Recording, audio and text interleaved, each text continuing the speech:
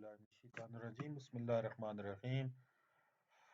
मेरा नाम इमरान अब्बास है। आज हम जो है वो मैटलैब के ज़रिए से आर्टिफिशियल न्यूरल नेटवर्किंग थोड़ा सा सीखने की कोशिश करेंगे कि आर्टिफिशियल न्यूरल नेटवर्किंग क्या चीज़ है और इसको किस तरीके से मैथमेटिशियन इसको इम्प्लीमेंट करवा रहे हैं।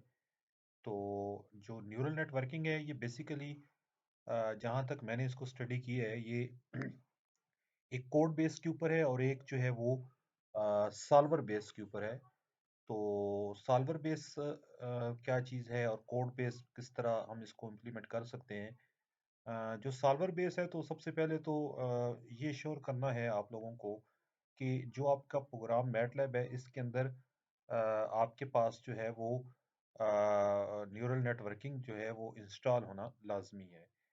तो आइए चलते वीडियो की तरफ चलते हैं बिला आपको इंतज़ार करवाए। तो सबसे पहले आपने इसको अप्रोच किस तरीके से करना है, मैटलैब को आपने सिंपल तरीके से ओपन करना है, वो तो आपको ओपन करना आता ही होगा। तो इसके बाद आपने यहाँ पर जो है ये ऐप्स पे क्लिक करना है। ऐप्स पे क्लिक करने के बाद ये मुख्तलिफ जो है इसके इस टूल बार के अंदर ऑप्शंस जो हैं वो ओपन हो जाते हैं।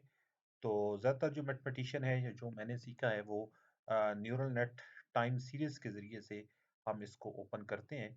तो जैसे इसको ओपन करते हैं तो ये आगे इसके अंदर आपकी नई विंडो ओपन हो जाती है जिसमें है welcome to neural network time series tool. हमारा क्योंकि प्रॉब्लम जो है वो टाइम डिपेंडेंट है तो उसके लिहाज से ही हम इसको लेके चलते हैं। तो ये मैंने इसको थर्ड वाले के ऊपर ये क्लिक किया हुआ है। तो इसके अंदर ये कहता है predict is a kind of dynamic filtering in the which past value of one और more times is used to predict future values.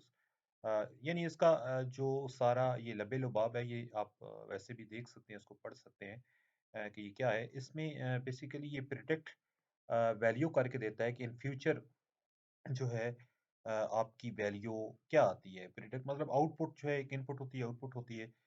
Input के अंदर जो इस लेवल पे पहुंच जाते हैं स्टूडेंट्स को पता होता है।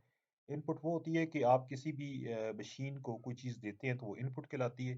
और आउटपुट क्या होती है कि जिसके अंदर प्रोसेस करके आपके पास जो रिजल्ट्स आते हैं वो आउटपुट उसकी कहलाती है। तो अब हम इसको इसके ऊपर थर्ड वाले के ऊपर क्लिक किया तो इसको मज़ीद फिर हमें नेक्स्ट को क्लिक करना पड़ेगा। तो अब आपके पास ये नया एक विंडो ओपन हो गई है। यहाँ पर ये लिखा हुआ है जी सिलेक्ट डेटा लिखा हुआ है। कहता है what input and target define your time series problem.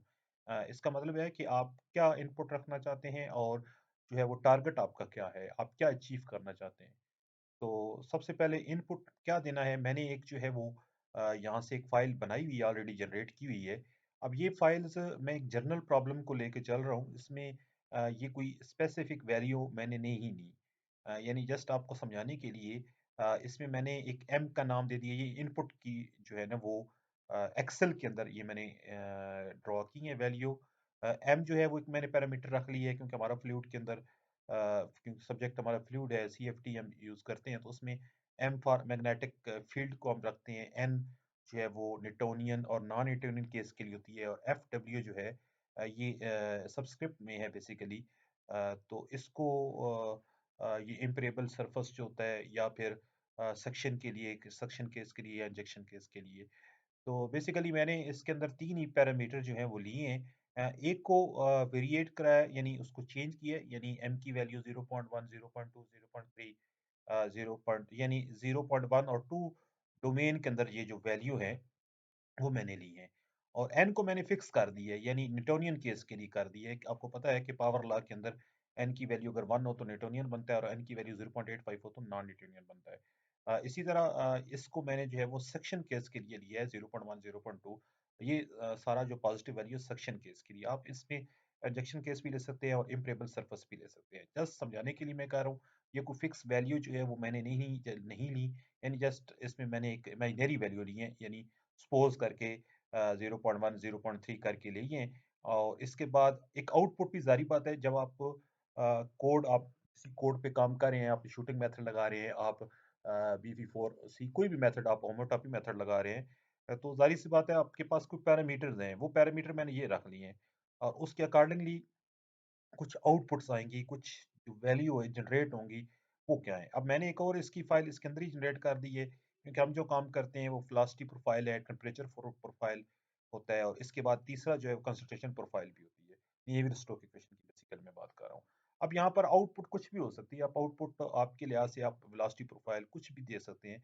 तो ये उस कोड के अंदर से ये वैल्यू बेसिकली जनरेट होती हैं, कि इसमें उसका आंसर जो है वो मैंने जब 0.1 रखा, उस वक़्त जो है वो वेलोसिटी प्रोफाइल ये वाली वैल्यू आई होगी, और उसके अकॉर्डिंगली टेम्परेचर प्रोफाइल ये वाली वैल्यू आई होगी।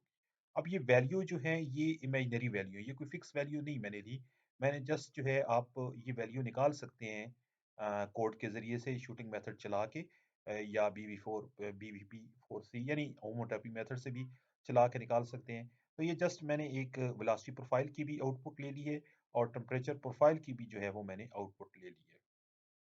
अब हम चलते हैं इसके नेक्स्ट के ऊपर कि हम क्या करेंगे, दोबारा वापस मैटलैब के ऊपर आ जाते हैं। तो यहाँ से वैल्यू जो है वो मैंने सिलेक्ट करनी है, इनपुट जो वैल्यू है वो कैसे सिलेक्ट करेंगे। जैसे ही मैं इनपुट पे गया हूँ तो ये अब आगे ओपन हो गया, तो मैंने ये फाइल जो है वो फ्लूट के नाम से मैंने इसको रखा हुआ है। अब आपने फ्लूट के ऊपर क्लिक कर देना है। तो जैसे ही क्लिक करेंगे, अब ये आपको थोड़ा सा वेट करना पड़ेगा। तो वेट करने के लिए आपको ये 4-5 सेकंड इसके दरकार होंगे। आपका जितना इसकी रैम जो है वो तेज़ है, इस लिहाज से आपकी जो वैल्यू है वो जल्दी आपको ये पिक करके देगा। अब ये देखें, यहाँ पर ये ओपन हो गई है। इसमें आगे 2 शीट्स हैं, एक शीट्स 1 है और एक शीट 2 है।